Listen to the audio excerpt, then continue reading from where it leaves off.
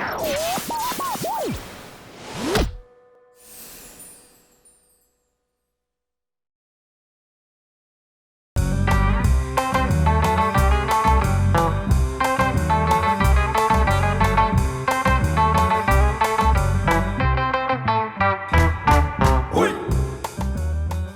and welcome to Parallax, where we look at life from how we work. Joining us today is Lindsay DiFabbio. Lindsay is the coffee auteur of Johnny's. It is one of the Foreman Wolf restaurants in Roland Park. Lindsay, thanks for coming on the show. Oh, absolutely, no problem. What does a coffee auteur do?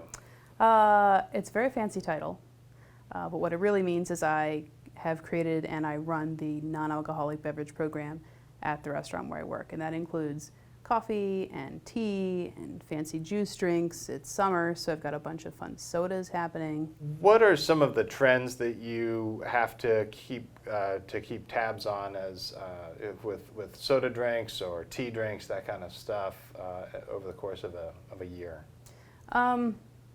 Drinks like that kind of ebb and flow with how in they are, how hip they are, mostly in this part of the world with the weather outside. It's like really humid in the summer in Maryland, so the idea behind all those sort of drinks is to go like very refreshing, very crisp. Right now on the menu I have a lavender vanilla bean soda. It's got like a little bit of citrus in it. It's super, super fun. You feel fizzy after you drink it. Where in the winter time, if I do something like that, it's going to have like blood orange and brown sugar, and it's going to be a lot heavier, a lot cozier. Even though it's still going to be like an iced bubbly drink, there's different ways to present it to have the kind of feel and flavor to match whatever's happening outside. So what about coffee? Where do you get your beans from, and what is the selection process that goes into picking beans? The bulk of the beans that we use at my restaurant come from Ceremony Coffee Roasters. Ceremony Coffee Roasters is in Annapolis. I think, and a lot of people agree with me, that they're one of the better roasters in America. It's super convenient for me that they're so close. So that's just kind of like a win-win situation. When the roastery gets a bean, they will send some samples of the roasted bean to me, and I will taste them, and if I like them, I will consider purchasing them. Sometimes it's not really a matter of if I like them so much as if they're right for the restaurant at the time. I try not to run something that's going to clash if you have it with the type of food that we serve, or if it's too similar to something else that's already on the menu, I'm not going to run it, even though it might be really, really good, because it matters a lot to me that there's a variety in the tastes that I have to offer. What are some of the coffee drinks? I'm assuming that there's regular brewed coffee, espresso, cappuccino, that sort of stuff. Talk a little bit about some of the drinks that that are the easy grabs for me. Well, all sorts of people come to the restaurant where I work, so I try to have a variety of things to offer. I've kind of got a pretty hefty spectrum.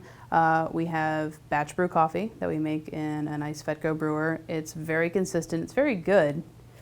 We also do brew to order coffee, which I personally think is a little bit better. We use Chemex pots, and you can get a little more variety of which bean I'm brewing for that.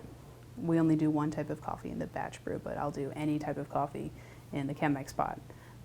We also have espresso drinks. We have the basics, we have cappuccinos, we have lattes, then we have house signature drinks. There's a drink that I make that's a cortado, which is a small milk and espresso drink, and I add honey and cayenne pepper, and it's super good. It's really good if you're having like an eggy breakfast, or maybe like a heavier lunch, like maybe a burger. It pairs really, really well with a lot of menu items at the restaurant. We have kind of almost something for everybody, or at least I try to. So in addition to learning about coffee and working coffee, it sounds like you also compete. You do competitive coffee baristing. Talk a little bit about that. Yeah, there's a lot of different types of barista competitions. I will frequently make appearances at latte art throwdowns, which are mostly big parties, but also around the idea of having a competition where a bunch of baristas get together. Usually they're citywide. Sometimes we'll go and crash another city's competition, and it's a head-to-head bracketed competition where baristas pour latte art designs against each other until you get down to the one person who consistently poured the best designs all night. It's really, really fun. It's neat because sometimes people have cool tricks in their back pocket. One time I went up against this girl who was pouring a design called a tulip, She was pouring really good tulips all night long. And I had been pouring another design called Rosetta. I had been pouring really good Rosettas all night long. But if we were going to go head to head, it was absolutely just a coin toss for which one of us was going to advance to the next round. So I have a secret little trick up my sleeve where I poured a swan in my cup. And then when we put our cups down in front of the judges, the whole room, like I kid you not, it was like 50 people lost their minds because no one had poured a swan maybe ever at a throwdown in this city so far.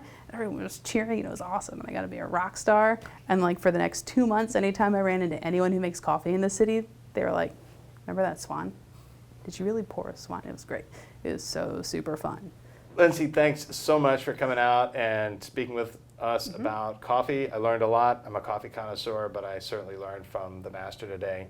You can find out more about Lindsay at her Instagram account at LindsayTron9000, and you can find out about Johnny's at johnnysdownstairs.com. Until next time, keep it between the white line and the ditches.